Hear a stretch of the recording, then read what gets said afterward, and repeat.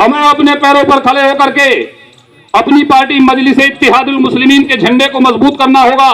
Barrister Asaduddin Owaisi को नेता मानकर उनको ताकत देनी होगी और अपने चुनाव निशान पतंग पर वोट देना होगा और इसी तरीके से हिंदू मुसलमान को जोड़ना होगा। इंशाअल्लाह तुम्हारे मसाइल का हल भी हो जाएगा ना। और जिस दिन आपने ये काम कर लिया उसी दिन खानका, दरगाह, मस्जिद, मदारिस, उलमा इकराम सबकी हिफाजत शुरू हो जाए। नहीं तो आज की पोजीशन ये है कि मच्छर की इज्जत है भारत में, मुसलमान की कोई इज्जत। गलत करें क्या? तो अगर चाहते हो पावर बने, ताकत बने, तो मुत्तहिद तो होना होगा कि मुत्तहिद कौम के हाथों में बका होती है, मुंतशिर कौम बहुत जल्द फना। मुस्लिमीन का एक छोटा सा सिपाही हूं। मुझे आपको अपने महबूब आज के इस जनसभा के मुख्य अतिथि मेरठ जिले के जिलाध्यक्ष फ़हीम चौधरी साहब की बातों को सुनना है और उस पर अगर समझ में आए तो बाखूबी अमल करना है। ज्यादा लंबी बात नहीं करनी, 5-7 मिनट का वक्त लेकर अपनी जगह बैठने की कोशिश करूंगा।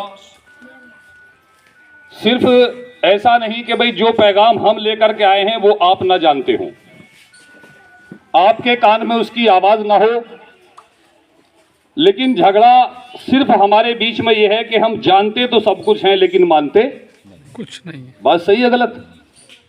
सही है ना? ऐसा नहीं कि बैरिस्टर असदुद्दीन ओवैसी साहब का पैगाम आपके गांव में ना हो, है ना? लेकिन जो जिम्मेदारी आज मजलिस-ए-इत्तेहादुल मुस्लिमीन के नेता आपके बीच में लेकर के आए हैं उतनी ही जिम्मेदारी आपकी भी है।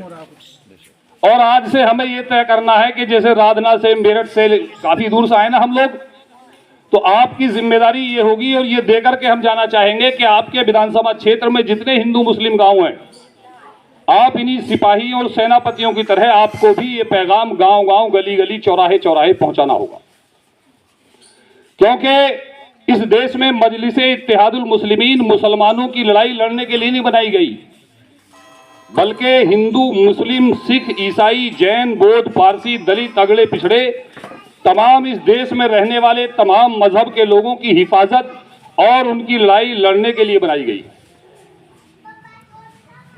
इसलिए मजलिस-ए-इत्तेहादुल मुस्लिमीन ने पैगाम दिया कि एक पिता माँ की संतान, हम सबके सब हैं इंसान, जिसकी जितनी संख्या भारी उसकी उतनी हिस्सेदारी, लेंगे देंगे हिस्सेदारी, नहीं करेंगे ताबेदारी, ताबेदारी मुर्दाबाद, हिस्सेदारी जिंदाबाद। बात समझ में आ रही ना? नेता नहीं है हम आप जैसे आपके बेटे, आपके भाई, आपके दोस्त हैं। हम वो चीजें आपके बीच में नहीं लाए कि भाई साइकिल को वोट दे दो और हमारा पेट भर दो, नहीं। कोई आएगा हाथी को वोट दे दो, हमारा पेट भर दो, कोई कहेगा कांग्रेस को वोट दे दो। हम आपके बीच में पैगाम लेकर के आए हैं कि जो आज़ादी से आज तक आपके बीच में पैगाम न लेकर के आया हो। और आपका वोट हम अपने लिए नहीं बल्कि आने वाली आपकी नस्लों को मजबूत और ताकतवर बनाने के लिए आपके वोट का सही इस्तेमाल करने का तरीका आपके बीच में लेकर के आए। बस ये आपसे गुजारिश करनी है कि अगर हमारी बात, मजलिस-ए-इत्तेहादुल मुस्लिमीन का पैगाम आपकी समझ में आए तो खामोशी के साथ उस पर अमल कर लेना, उसी में आपकी और मेरी भलाई होगी। बिल्कुल बद से बदतर हैं, अब वक्त जाया करने का समय नहीं है कि साहिल की तमन्ना है तो पतवार संभालो, साहिल की तमन्ना है तो पतवार संभालो, यूं जागना अच्छा नहीं तूफान के डर से। अल्लाह भी कहता है कर खुद अपनी हिफाजत, बुज़दिल को बचाने फरिश्ते भी नहीं आते। साथियों, अभी जिक्र किया हमारे विधानसभा अध्यक्ष जी ने कि 15 अगस्त 1947 को देश आज़ाद हुआ और आज़ादी और बंटवारे के बाद इस देश में बहुत सारी पार्टियां बनी, बहुत सारे झंडे बने, बहुत सारे चुनाव निशान पैदा हुए और वो तमाम झंडों और तमाम निशानों को हमने ऐसा कोई निशान नहीं छोड़ा कि जिसको वोट न दिया हो, ऐसा कोई झंडा हमने नहीं छोड़ा कि जिसको अपने मकान पर नहीं लगाया हो। लेकिन इस देश में हमारा कोई भला नहीं।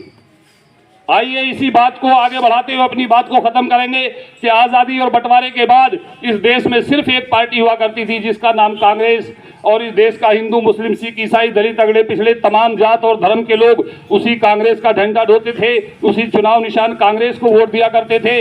लेकिन इस देश में उन्हीं कांग्रेसियों ने इस देश के तमाम समाज के लोगों का वोट लेकर इस देश में सिर्फ और सिर्फ अपने समाज का भला किया और बाकी तमाम लोगों के साथ हक तलफी और बेईमानी शुरू की। तो इसी देश में सबसे पहले इस देश का 1.5% जाट भाई, जिसको जाट के नाम से जाना जाता है, वो कांग्रेस से नाराज होता है और अपने मकान से झंडा उतार करके फेंक देता है। और इसी देश में कांग्रेस से नाराज होने के बाद इस देश में भारतीय किसान दल और भारतीय किसान दल के नाम से चौधरी चरण सिंह के नाम से अपना नेता पैदा करता है। और जिस तरीके से इस देश में कांग्रेस पार्टी बनाकर उनके समाज के लोगों ने अपना झंडा डंडा लेकर के इस देश में इस लोगों से वोट लेने का काम किया, इस देश में वही जाट भाई अपना झंडा बनाता है, अपना नेता पैदा करता है। और जिस तरीके से आज बैरिस्टर असदुद्दीन ओवैसी के सिपाही आपके बीच में आए हैं, इसी तरीके का स्टेज लगाकर चंद लोगों को बिठा करके उस जाट भाई ने भी आपके बीच में पैगाम दिया कि कांग्रेस बहुत बड़ी बेईमान पार्टी है, अब कांग्रेस का साथ नहीं देना है, बल्कि अब माननीय चौधरी चरण सिंह का साथ देना है और भारतीय किसान दल का साथ देना है। और जब इस देश के हिंदू, मुस्लिम, सिख, ईसाई ने उन तमाम कांग्रेसवादी नेताओं को छोड़ करके इस देश में भारतीय किसान दल का साथ दिया, माननीय चौधरी चरण सिंह का साथ दिया, और जब वो इस देश में हुकूमत में आए तो उन्होंने भी सिर्फ वही काम किया जो कांग्रेसियों ने किया था। उन्होंने भी जाट समाज के अलावा किसी का भला नहीं किया। और जब इस देश में 1.5% जाट भाई कांग्रेस से अलग होकर अपनी पार्टी, अपना झंडा, अपना नेता बना करके इस देश में हुकूमत में पहुंच गया, उसके नौजवान शासन और प्रशासन में पहुंच गए, तो देखते ही देखते इसी देश में 5% ठाकुर भाई जो कांग्रेस का नारा लगाता था, कांग्रेस का झंडा ढोता था, इस देश में कांग्रेस के चुनाव निशान हाथ के पंजे को वोट दिया करता था, वो भी समझ गया कि इस देश में जब 1.5% जाट भाई का भला 3% ब्राह्मण भाई और कांग्रेसियों के साथ चलकर नहीं हुआ, उनके नौजवानों के मसाइल का हल नहीं हुआ, उनके नौजवान शासन और प्रशासन में नहीं पहुंच पाए, तो हमारा तो 100 में से 5 वोट है। वही ठाकुर भाई कांग्रेस से नाराज हुआ और नाराज होने के बाद उसने भी इस देश में किसी का झंडा और डंडा नहीं धोया, इस देश में जाट भाई के साथ नहीं गया, बल्कि इस देश में उसने भी वही किया। वो समझ गया कि यहाँ लोकतंत्र है, जिसकी अपनी पार्टी, अपना झंडा, अपना नेता नहीं होता, वो इस देश में शासन और प्रशासन में नहीं पहुंचता। उस मेरे ठाकुर भाई ने भी इस देश में किसी का नारा नहीं लगाया, किसी का झंडा नहीं ढोया, बल्कि इस देश में सिर्फ और सिर्फ माननीय राजा विश्वनाथ प्रताप सिंह की शक्ल में अपना नेता पैदा किया, अपना झंडा पैदा किया। और फिर वही 5% ठाकुर भाई ने पार्टी, झंडा, नेता पैदा करके इस देश में इसी तरीके से तमाम लोगों को इकट्ठा किया। और जब उन्होंने इकट्ठा किया तो देखते ही देखते नतीजा ये हुआ कि माननीय स्वर्गीय राजा विश्वनाथ प्रताप सिंह इस देश के प्रधानमंत्री बने नहीं बने। और जब इस देश में जब तक 5% ठाकुर भाई कांग्रेस में हुआ करता था तो उसका हाथ मांगने वाला हुआ करता था, और जिस दिन इस देश में पार्टी झंडा नेता बना करके इस देश की प्रधानमंत्री की कुर्सी पर पहुंच गए, उनका हाथ भी देने वाला हो गया।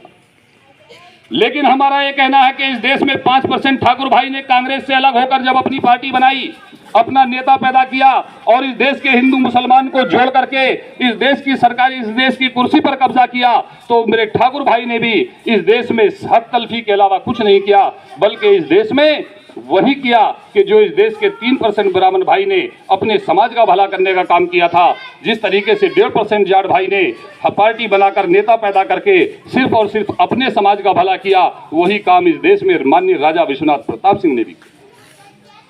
और जब इस देश में 5% ठाकुर भाई अपनी पार्टी, अपना झंडा, अपना नेता बनाकर इस देश में मजे लेने लगा, उसके नौजवान शासन और प्रशासन में पहुंच गए, तो इसी देश में 4% बनिया भाई जो कांग्रेस में हुआ करता था, वो भी समझ गया कि 1.5%, 3% के पीछे चलने से भला नहीं हुआ, 3% के पीछे चलने से 5% का भला नहीं हुआ, तो हमारा 100 में से 4 वोट है, हमारा भला कैसे हो सकता है। वही 4% बनिया भाई कांग्रेस का झंडा फेंक देता है, नाराज हो जाता है कांग्रेस से, और नाराज होने के बाद वो इस देश में जाट भाई के साथ नहीं गया, ठाकुर भाई के साथ नहीं गया, बल्कि सिर्फ और सिर्फ उसने भी इस देश में भारतीय जनता पार्टी और जनसंघ के नाम से अपनी पार्टी, अपना नेता पैदा किया। और जब नेता पैदा किया तो देखते ही देखते उनके भी मसाइल का हल हो गया और आज की तारीख में प्रधानमंत्री बन गए, चीफ मिनिस्टर बन गए, उनके नौजवान शासन और प्रशासन में पहुंच गए, लेकिन उन्होंने भी इस देश में हक तलफी के अलावा कुछ नहीं किया।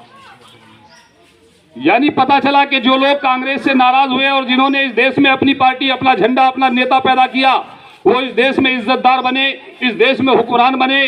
और देखते ही देखते 100 में से 7 वोट रखने वाला मेरा यादव भाई, सलाम करना चाहते हैं यादव भाई को कि जिसकी कोई पहचान नहीं थी, जिसको इस देश में अहीर के नाम से पहचाना जाता था, वो यादव भाई भी कांग्रेस से नाराज हुआ और नाराज होने के बाद जाट भाई के साथ नहीं गया, बनिया भाई के साथ नहीं गया, ठाकुर भाई के साथ नहीं गया, बल्कि उसने भी इस देश में समाजवादी पार्टी के नाम से अपनी पार्टी बनाई, माननीय मुलायम सिंह यादव के नाम से अपना नेता पैदा किया और इसी तरीके से हिंदू मुसलमान को जोड़ने का काम किया। और जब हिंदू मुसलमान को जोड़ लिया तो देखते ही देखते उत्तर प्रदेश भारत सरकार में रक्षा मंत्री और उत्तर प्रदेश में 4 बार मुख्यमंत्री बनने का उनको मौका मिला ना। यानी पता ये चला कि जिसने इस देश में अपनी पार्टी, अपना झंडा, अपना लीडर पैदा किया, इस देश में वो समाज हुकूमत में पहुंच गया, उसकी इबादत गाहों की हिफाजत होने लगी, उसकी बहन बेटियों की इज्जत और हिफाजत होने लगी। और जिस समाज ने अपनी पार्टी, अपना झंडा, अपना नेता नहीं बनाया, उसको कोई मौका नहीं मिला। क्या आइए बात लंबी नहीं करनी, बल्कि जब इस देश में यादव भाई मजे लेने लगा तो इसी देश में 11% दलित भाई, जाटव भाई हम सलाम करना चाहते हैं, वो भी इस देश में कांग्रेस में हुआ करता था। और ईमानदारी की बात कि इतने सारे समाज कांग्रेस से नाराज होने के बाद सिर्फ 2 ही तो बचे, जाटव और मुसलमान। ये पक्की लेवर थी कांग्रेस। लेकिन जाटव 11%, दलित भाई भी ये समझ गया कि जब इतने सारे समाजों का वोट लेने के बाद कांग्रेस ने उनके साथ बेईमानी और हक तलफी की है तो हमारा 100 में से 11 वोट है, हमारा भी भला इनके पीछे चलने से नहीं होगा। वही दलित भाई का बेटा माननीय काशीराम खड़ा हुआ और उसने इस देश और प्रदेश में ऐलान किया कि हम भी इस देश में कांग्रेस का साथ नहीं देंगे। उन्होंने भी इसी तरीके से अपने समाज को बिठा करके इस देश में ऐलान किया कि अब हम कांग्रेस का नारा नहीं लगाएंगे, कांग्रेस को वोट नहीं देंगे, कांग्रेस का झंडा नहीं ढोंगे, बल्कि इस देश में उन्होंने ऐलान किया कि हमारी पार्टी बहुजन समाज पार्टी है, हमारा नेता काशीराम है और अब हम भी बहुजन समाज पार्टी और काशीराम को वोट देना शुरू करें। उन्होंने भी पार्टी, झंडा, नेता बनाकर इस देश के हिंदू, मुसलमान, सिख, ईसाई तमाम लोगों को जोड़ने का काम किया। और जब उन्होंने जोड़ लिया तो देखते ही देखते उनकी बेटी, उनकी बहन उत्तर प्रदेश में 4 बार चीफ मिनिस्टर बन गई और इसी देश में प्रधानमंत्री की दावेदार हो गई। बात गलत है क्या? सही है। इसलिए अब कांग्रेस में कौन बचा? अब कांग्रेस में बचे मियाँ जी। यानी 100 में से 40 वोट हमारा उत्तर प्रदेश में और हम झंडा ढोरे कांग्रेस का। कभी इस आजादी और बंटवारे के 70-75 सालों में हमें ये सोचने का मौका नहीं मिला कि आजादी और बंटवारे के 70-75 सालों में इतने सारी पार्टियां क्यों बनी। आखिर जिन जिन समाज ने ये सोचा कि हमारे नौजवानों के साथ हक तलफी हो रही है, हमारे साथ बेईमानी हो रही है, हमें इज्जत और सम्मान के साथ जीने का मौका नहीं मिल रहा, उन समाज के लोगों ने अपनी पार्टी, अपना झंडा, नेता बना करके इस देश की हुकूमत पर कब्जा कर लिया और इस देश में अपने आप को मजबूत बनाने का काम किया। इसलिए हम आपसे कहना चाहते हैं कि आजादी और बंटवारे के 75 सालों में इतने सारे समाज के लोगों ने इस देश में अपनी पार्टी बनाई, अपना झंडा बनाया, अपना नेता पैदा किया, अपना चुनाव निशान पैदा किया और अपने मसाइल का हल कर लिया। और हम सोचते हैं कि हमारी लड़ाई को यादव जी लड़ दें, हमारी यादव को जाट भाई लड़ दे, हमारी लड़ाई को बनिया भाई लड़ दे। हम आपके बीच में ये पैगाम लेकर के आए हैं कि हमारी लड़ाई को इस देश में कोई लड़ने वाला नहीं। हमें अपने पैरों पर खड़े होकर के अपनी पार्टी मजलिस इत्तेहादुल मुस्लिमीन के झंडे को मजबूत करना होगा। बैरिस्टर असदुद्दीन ओवैसी को नेता मानकर उनको ताकत देनी होगी और अपने चुनाव निशान पतंग पर वोट देना होगा और इसी तरीके से हिंदू मुसलमान को जोड़ना होगा। इंशाअल्लाह तुम्हारे मसाइल का हल भी हो जाएगा ना। और जिस दिन आपने ये काम कर लिया उसी दिन खानका, दरगाह, मस्जिद, मदारिस, उलमा इकराम सब की हिफाजत शुरू हो जाए। नहीं तो आज की पोजीशन ये है कि मच्छर की इज्जत है भारत में, मुसलमान की कोई इज्जत